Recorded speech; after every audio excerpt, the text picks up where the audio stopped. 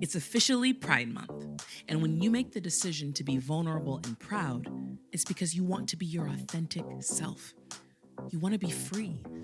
But sometimes making that decision can end up costing you everything you've ever known. For my guest today, Maeshiro, his journey to his authentic self came with unexpected hurdles and losses. But self-love and freedom, paired with strength in his faith, it proved that sometimes the reward is greater than the risk. You're listening to We Need to Talk. We Need to Talk. Maeshiro, thank you so much for being on We Need to Talk. I have been wanting to chat with you for quite some time, so thank you for being here. Yes, I'm honored to be here. The feeling's mutual, so I'm very excited to be here. Yeah, thanks for having me. Absolutely. So we met obviously on Instagram, and we have this little group called Dumbledore's Army that you started with a lot of, I love the title, I love the name. I was like, yes. But I love that you created this space for a lot of progressive Christian voices that want to do good in the world.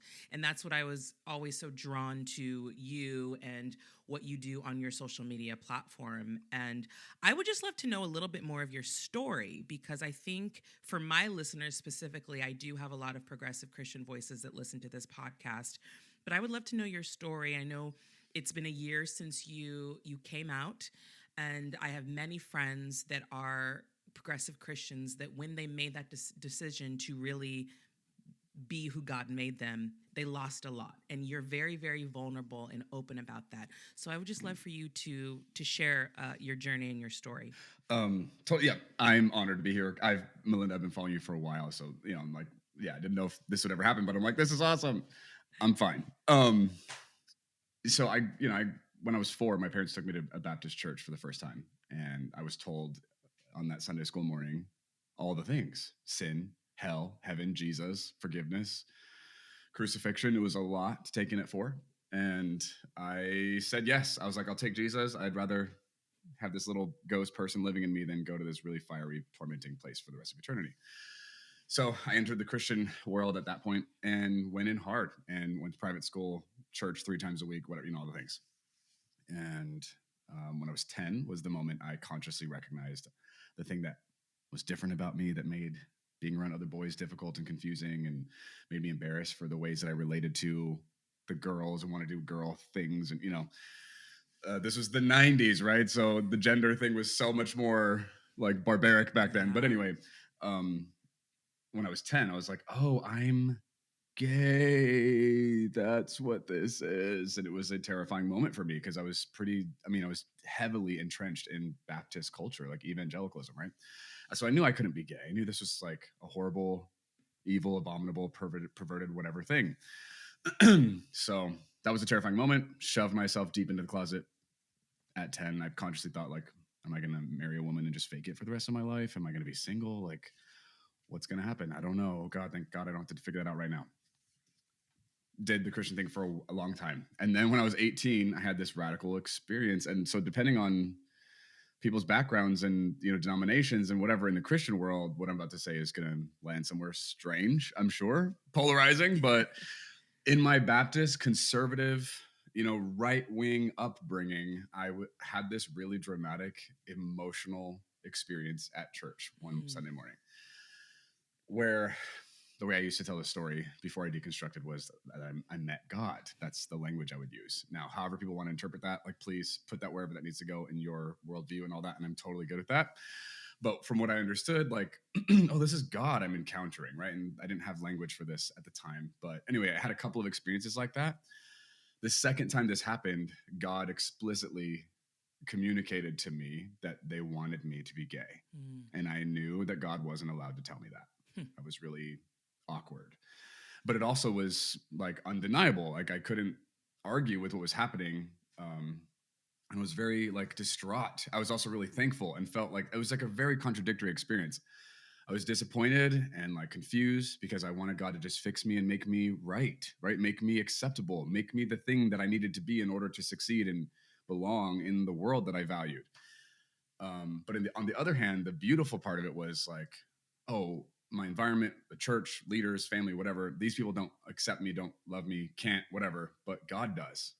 wow, that's really helpful, right? So there was like this contradictory thing that I got to like walk out from that point on. But fundamentally, there was something solid that got locked in. Yeah. God loved me. God accepted me. I was good there. And that like fundamentally mattered, right? So fast forward 14 years. I had a few more experiences like that, and I continued to stay in the closet. I went to Bethel Church in Redding, California. Again, depending on your audience, like that's going to be a really polarizing. Yep. I moved to Reading in 2009 because of some intense spiritual experiences I was having that, the environment that I came from and the people that I left behind, like they didn't have answers for me. They didn't understand. They didn't get it. But Bethel was speaking a very particular brand of theology and Mm-hmm. spirituality that I resonated with and that felt like it was permission and like validation for what was happening to me that I didn't have answers for. So went to Reading, went to Bethel, was there for 12 and a half years. I did first and second year in their ministry school. I got kicked out of school on the last day because I was gay. Someone outed Mm. me and I didn't know that. And then there was this really awkward conversation that ultimately I found out 7 hours before our graduation ceremony that I wouldn't be graduating. That was like really painful, like kind of traumatizing, right? And shocking. And I wasn't expecting it. And the way the whole thing got handled was really clunky and awkward and costly. So a few months later, like we worked it out. I got put on this purity plan, this is my version of conversion therapy, right? I had to go to the Yeah. men's purity, sexual purity group. I had to get counseling, had to get some SOZOs, which was the inner healing ministry at Bethel. Um, anyway, so that was a journey, I didn't understand how dehumanizing and like harmful that was until after coming out, but went through that.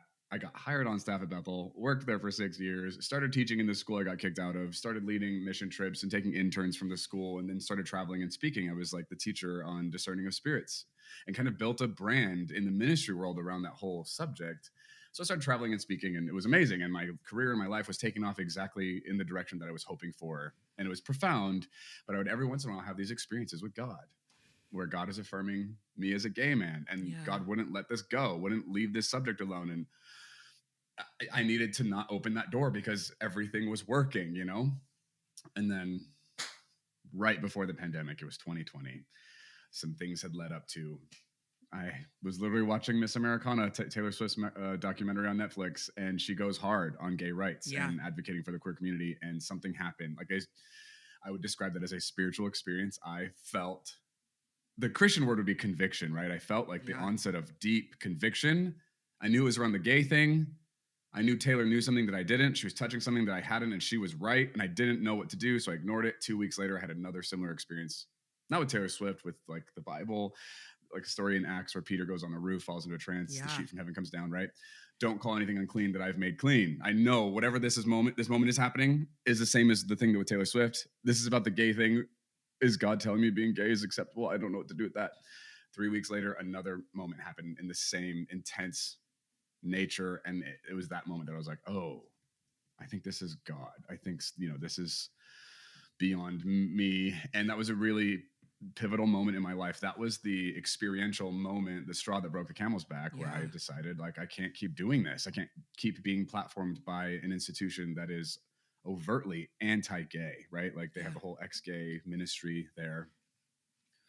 I had subscribed to that whole rhetoric for years, right? And I was Of part of course. leadership in that world. And like my voice was like amplified and platformed by this space. And so I just had so much guilt and sorrow and like conflict in myself for being a part of all of this. And I had ignored it so well up to this point that I was just starting to unravel in a dramatic fashion, but all the while also like having to figure out how to accept myself here, how to like recover from the internalized heterosexism I had been indoctrinated with my entire life, Yeah. right? So how to humanize me. So I immediately just started ordering books and watching YouTube series and like listening to podcasts and just finding anyone who is advocating for and affirming the queer community, specifically regarding Christianity. Yeah. I was like shocked at like all the work that had been done and the astuteness of the people that were engaging in this conversation. I was embarrassed that they were asking questions I'd never considered in my life. Mm. It was like shocking and amazing. And I just on an intellectual level felt embarrassed for all of the Christians I was a part of. I was like, we are not doing our due diligence. We have not exercised integrity around this. We have not honestly approached this conversation. This just on an intellectual level, this is embarrassing and Yeah. we are corrupt. And then let alone all the other things that were coming into this. So anyway, started coming out to people, talked to some leaders at Bethel. Those conversations did not go well. Of course.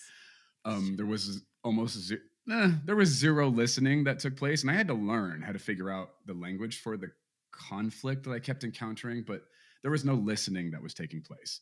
And I realized finally after like the fourth or fifth conversation with the leader, like, oh, you're not listening to Hmm. me. You're just letting me talk, and then you're telling me what I need to think after this conversation's over. Mm. Not helpful, right? So I had to like learn how to advocate for myself and like how to get my needs met, how to find safety, how to establish new boundaries in old familiar relationships that I had betrayed myself with by entering into to begin with that I didn't know any better about. So that's been a huge mess to have to like detangle from, and so much pain and like emotional like turmoil on both ends of this dynamic.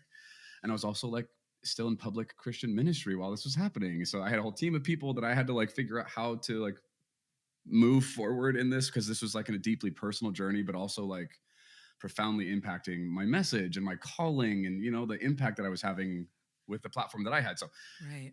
um yeah. Anyway, so then that culminated to me moving to Nashville. I had to get away from Reading, and I found a mentor out here I needed help with and help from. And so I came out here, and I've been here for like almost 2 years now, and came up probably a year ago. That's the short version. Yeah. Oh, I mean, I had so many thoughts as you were telling me that story. I was even like taking notes as you were writing.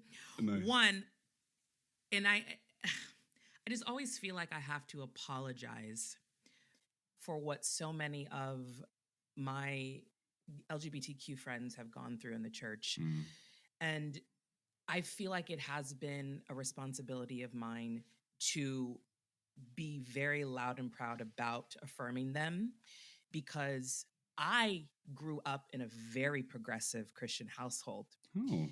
and I was very lucky to.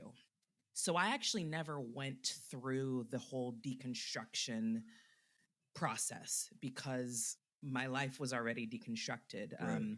My dad wasn't a churchgoer, but my mom was very much so a churchgoer. But I was exposed to her gay friends at a very young age. So it was always normalized for me. Mm, And it was never, and I feel very blessed and very lucky to have had that be my experience. And even the church that I went to, that was never a talking point. I mean, I went to a Black church, so we were focused on some other stuff in mm. terms of social justice, Yeah. right? But it was never an issue. And so and I talk about this a lot, but when I went to college, I went to Azusa Pacific University, it's a conservative Christian college. I was like, what is going on?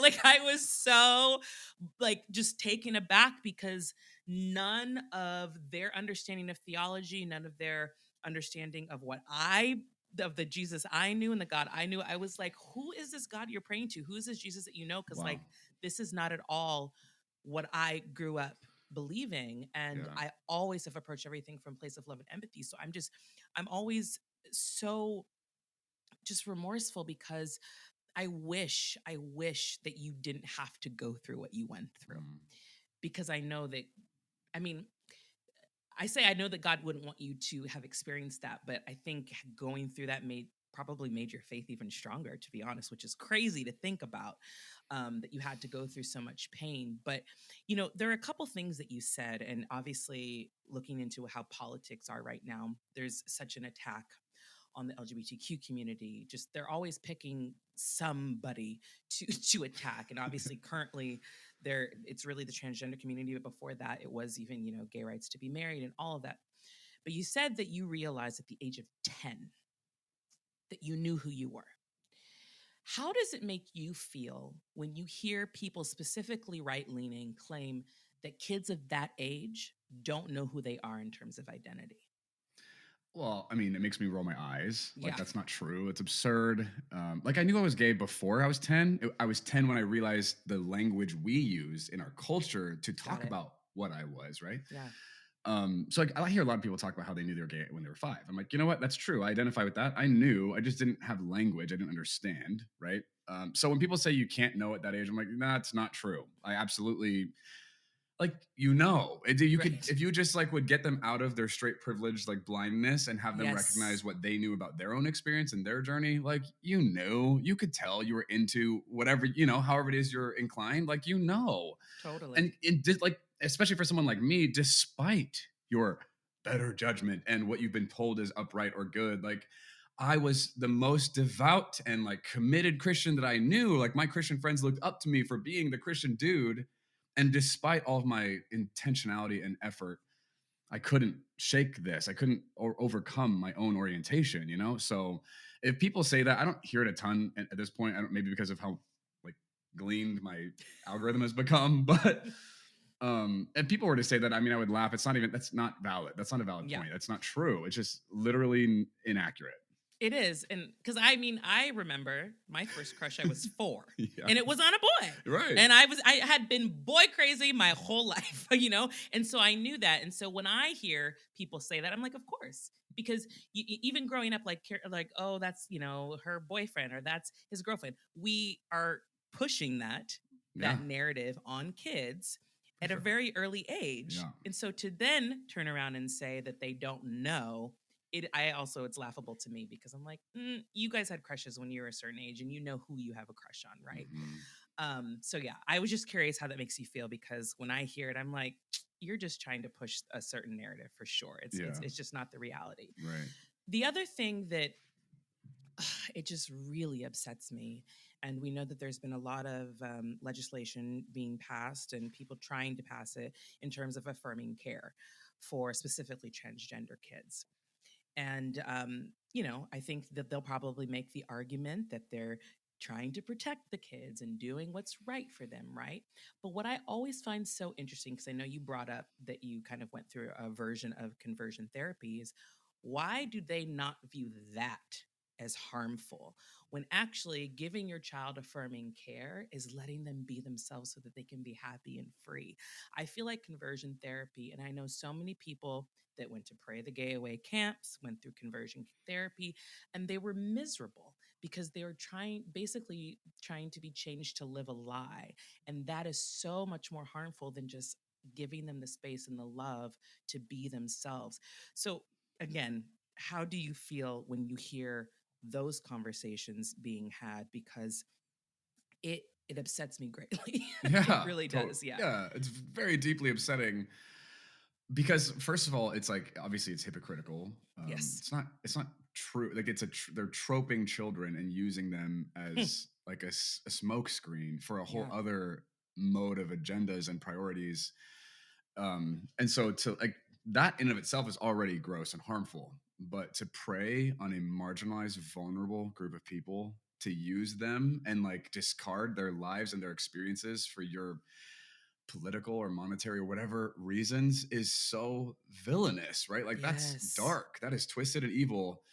And so like to take away the things that we've actually like invested time and energy and research, and people have dedicated their lives to getting us here, to caring for people like this, because they're not just random, like they are a portion of our population and have been here Yes. forever, right? Like to take that away from them, to demonize this stuff, like it's just villain energy. You're like, what is this? Is crazy. So like I've moved so fast and done so much work both internally and then throughout the political and intellectual spheres, theologically, like there's been so much change in what I've been told is good and true and right in the world that I can Yeah. sometimes vaguely remember where I came from and how and why we thought the way we did. And but a lot of Mhm. it I'm like, there's so much fundamental underpinning of like a Yeah. difference of approaching life and viewing Yes. humanity and ethics. Even like the fundamental underpinnings are so different that like it's like I don't even know where to start to try and get on the same page with the person, Oof. with the people who think this is a valid, logical progression of thought. It's like we are fundamentally disagreeing about what words like goodness and love and Yes. well-being and truth, like those are big deals and ideas, and that's where we've already derailed. So when it starts coming to these specific victims that we're creating, right, like we're not even having the same conversation anymore. So for me, it's like the intellectual side is like, man, there's such a like a disconnect. And then obviously on an emotional side, it's like, how do you not see the human beings whose lives you are hurting, you are inhibiting, you're restricting, you are ending with this kind of like rhetoric or legislation? It's like so sick. I think a lot of those because most of these people are coming from a privileged existence and so insulated from, you know, the things we're actually talking about. Yeah. They can't identify with. They don't get it. Like they haven't even experienced the empathy side of humanizing the people who are being Oof. mostly impacted by this stuff. And I had to go through my version of that, but coming out as a gay man in the context and at the age that I was at, like, forced me to have to learn real quick about my own privilege and ignorance Mm, and like all that stuff. And then becoming aware of how people around me have continued to stay in that is such right. a costly space to stay ignorant in, But anyway, so No, I love that explanation. And I was also thinking, because I mean, you came from the evangelical space, so I feel like you're actually in a very good position to explain to others how they think, you know? yeah. And I think that that's where I wouldn't say that I fall short because I went to school with a lot of them, but I didn't grow up with that. So Yeah. it did take me a while to understand, like, oh, this is fabricated fear. This is how Mm. you were told. Like, basically, I feel like with evangelicals, when you go into the church space, you're entering into an abusive relationship. That's how Mm. they present God and present Jesus. Like, if you don't do this, you're going to burn in hell for all of eternity. I mean, is that not abuse? I don't know what is, Right? right? Yeah. So you operate from this place, and then you think that you're operating from a place of love when you're telling someone else that they're going to burn in hell. I'm trying to save you. I'm trying to keep you from burning. And it's mind-boggling to me how they can't take a step back and realize, one, how ridiculous that sounds, but two, that's not love. Yeah. That's not love at all. Right. And I actually really love what you've been doing on your social media in posting the exchanges that you're having with people. And yes, I'm not gonna lie, I get a kick out of a lot of them. I'm not gonna lie, I do. But you are showing what it is to love your neighbor. And I think that that is so important, that even when you are being approached with so much hate and opposition, you're choosing to engage in such a positive and loving way. And at the end, you always thank them. And I just think that that's so beautiful. Why did you choose to take that approach? That's a good question. I probably have a couple reasons. I have the Let's start with the pettier reason. The pettier reason I've chosen to approach these people in this I'm all way. for a good petty. So, I mean, okay, so I'm kind of joking, and there is pettiness here. Um, but this has become a functional way that I've figured out how to manage the onslaught of hate and mm, absurdity and bigotry and ignorance that comes into my DMs and my comment section, whatever, on a regular basis, right? Like, at first it was overwhelming and I had insecurities and like such a lack of like practice in working with this stuff at that level. Cause like coming out as a gay person in this context is a really vulnerable experience, right? We're not yeah, just talking ideas. We're like, I'm talking about who I am as a person and something fundamental about me. And then we're arguing about that. Like, that's painful. And it was really hard to separate that for a while. So now, like, I've had so many people say crazy stuff to me that I could, if I went back and pulled that stuff in, I wasn't even talking to those people. I just blocked them immediately, whatever, right? right. Now this feels like a constructive way to place the trolls and the haters somewhere in my life. We'll have a little exchange. I'll block you because clearly we're not having a conversation. I get to move on with my life. I don't have to think about you ever again. I'm Yeah, moving on, right? It's become functional for my mental health. This is how I've been able to like place this and like get closure and move forward. It actually really works for me. So there's that's that. awesome. There's pettiness in there somewhere. Like, I do toy with them sometimes, which to me I actually see as a sign of growth. Like, I am actually not affected by what these people are saying. Hmm, I think it's funny. I think it's absurd. I think it's laughable and peculiar. I'm like, do you like? It just feels like a joke and like I'm in an experiment. Like, there've got to be hidden cameras somewhere. This is not really happening, right? yeah. So that part feels petty. The other reason behind why I approach these conversations the way that I've chosen to do is I am currently at this point, and I don't want to be committed to this statement. It's going to sound derogatory, and I don't mean it to be disrespectful. I don't mean it to be disrespectful, but I understand how it will be offensive to people I'm about to talk about. Indoctrinated evangelicals. At this point, I view as wounded people, mentally. I don't think that's derogatory at all. I think it's an accurate statement. and I would not have said this a couple years ago, right? Because Yeah. I am one of those people. I'm a recovering wounded evangelical, but at this point, the gospel of evangelicalism, I think, is a wound in our culture. Mm. This is like the gospel in the evangelical world is a threat. Like you said, it is. It's a threat and it's a wound, and people are walking around scarred and wounded from this perpetuated, I want to say, fantasy or delusion of what this Christian empire could look like in the world. And we've got branches like Christian nationalism, right? All other crazy stuff that comes out of this space. But when these people show up with this, I me's the same tired like 13 ideas. There's nothing new. There's nothing interesting. It's all That's oddly boring. specific. Because like, yeah, you can see the progression of how some of these Yes. they've tried to like move forward and evolve in the ways that they can like demonize and silence and erase queer people. Yeah. There's like 13 things that they all just say on repeat. And so it's not interesting. I don't feel like stimulated or inspired. I don't feel compelled. I'm not trying to change any of their minds. They enter the space. I'm like, oh, here's another wounded person. Do I want to engage? And I get to make that choice, and I do and I don't or whatever. But the reason I've chosen to approach it this way is these wounded people, these victims, where are they going to go? What's Mm. the solution for these? They're still people, right? They're still humans. They still are Yeah. part of our world. So it's easy to like demonize them and dehumanize them and like erase them in the same ways that I'm confronting they've done to me. I'm like, what's the better way, right? What does love look like here? And I don't owe this to my abusers, right? Being a queer person who's uniquely been victimized by this group of people, I have to like care for myself and make sure that I'm not slipping back into some other weird enlightened closet, right? Like I'm very vigilant about making sure that I'm not negotiating with that. But big picture, I'm looking down the road, decades down the road in the work that I'm doing. I don't want to just help outline in more bold font the lines that we're drawing between each other. We have to get to wherever we're going that's going to be better for everyone together. Like we're going to have to work with these wounded people.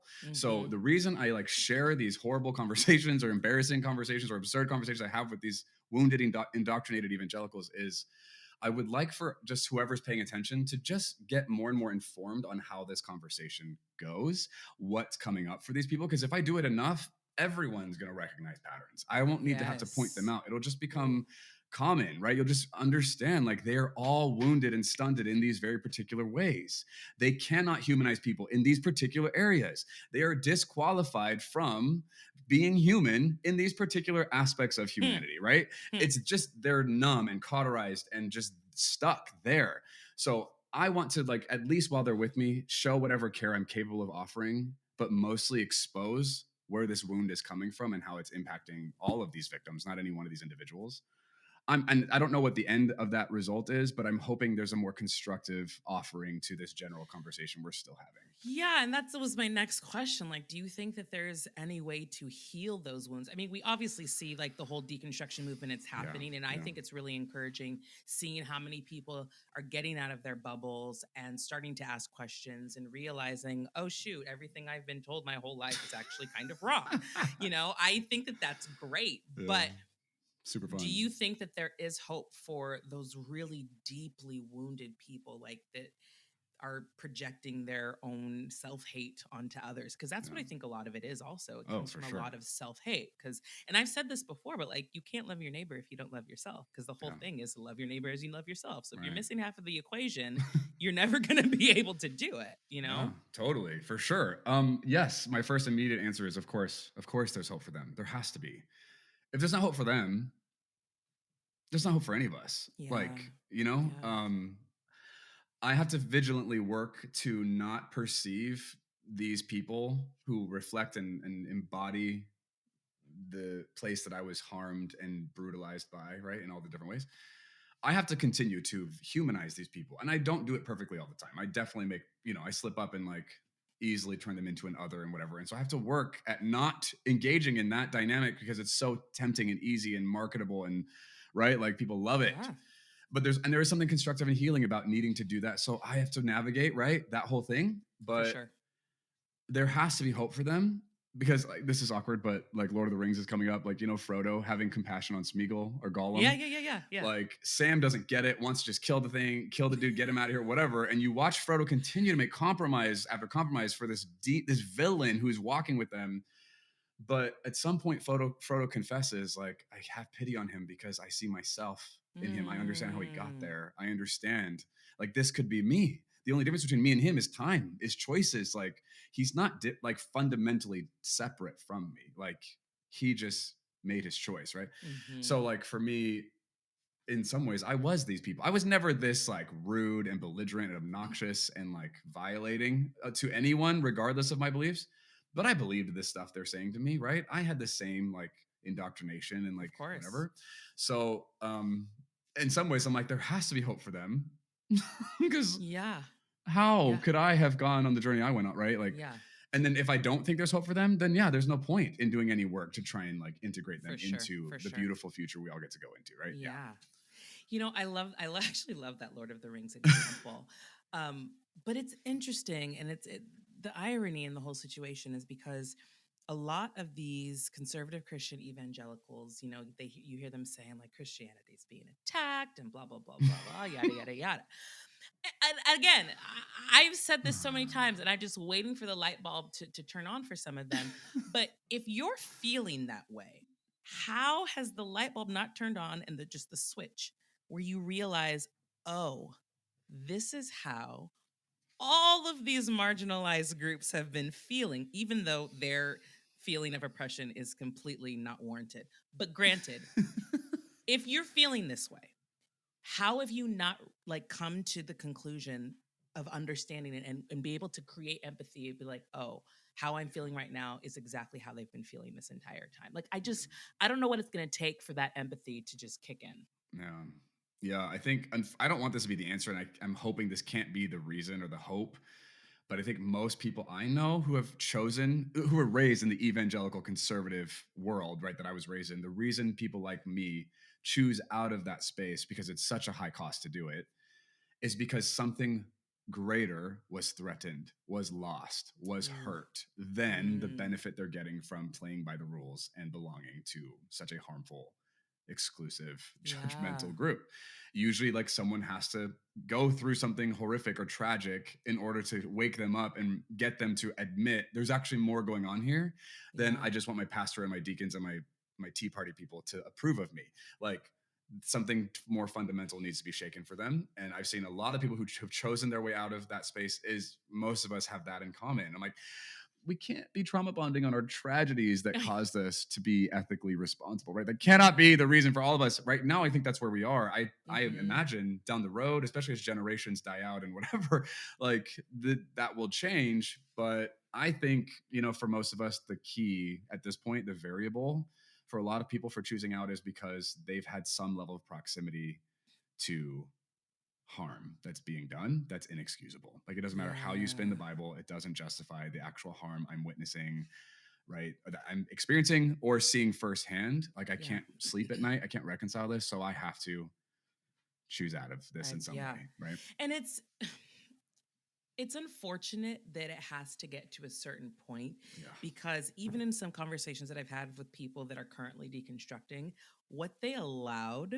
up to the point where they decided to leave, I'm baffled because I'm like, but Mhm. you let this, and this go, and this was the straw that broke the Right, camel's back. right, Like totally. it's wild to me. But look, I know everyone in their own time, and we're all on our own journeys, and I get it. But I am always surprised to what like the tipping point is for certain people. Like they will ignore racism, they will ignore misogyny, pedophilia, even LGBTQ harm. But Yeah. then something, and I don't want to ever diminish somebody else's story, but sometimes it seems like something so small will be like, now I'm done now. It's like, but all of this other stuff just happened, Right. you know? Totally. So yeah, Yeah.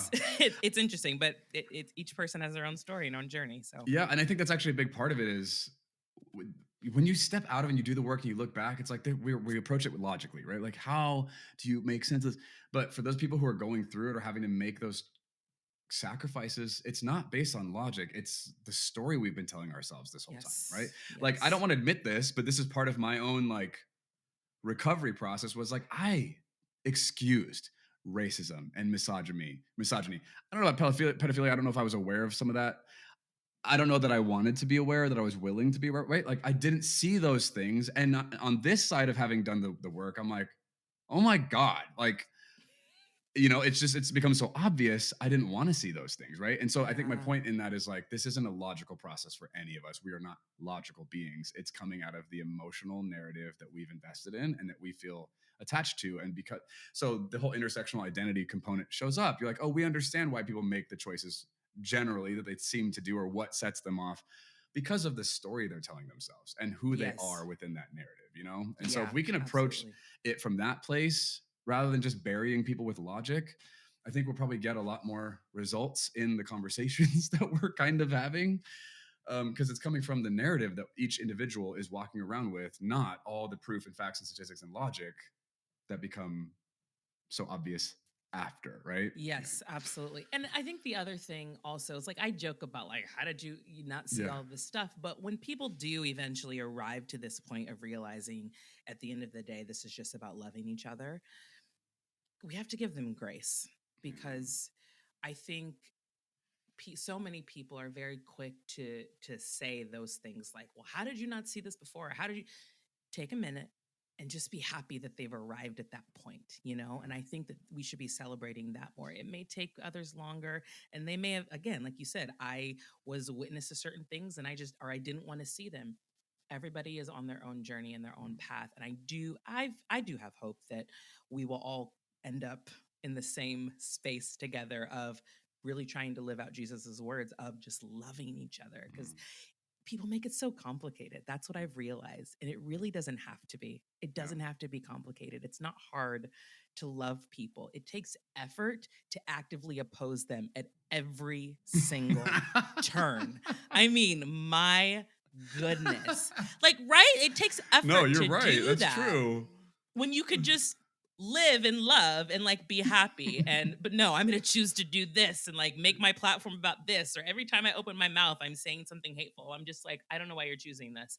Yeah. But with all that being said, Mike, I'm very grateful to know you. I love the work that you're doing. I think your voice is essential and I'm very glad that we were able to sit down and chat for a little bit. Could you let everyone know where they can follow you and keep up with the work that you're doing? Yeah, thanks. For sure. Thanks for asking.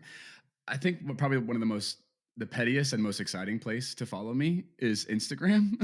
So my handle is just at Mike Maeshiro. That's where probably most of the drama and most of my energy goes, is like just the things I'm publishing on Instagram. Mhm. I'm on TikTok, I'm on Facebook, I'm on YouTube. I have a YouTube channel that I also have a podcast and I publish interviews there. Which, by the way, Malynda. I got you. Um, I got you. and then I have a website, just MikeMaeshiro.com. All of that is just Mike Maeshiro. My first and last name is going to get you to all those places, but Instagram is kind of my living room, if you will. So. Amazing. Well, thank you so much. Yeah. It was a pleasure chatting. Thanks for with having you. me. Yeah, likewise, Absolutely. for sure. Absolutely. Thanks again for listening to We Need to Talk. Make sure you like, comment, share, and subscribe. And remember that everything begins with the conversation. We'll see you next week. We need to talk.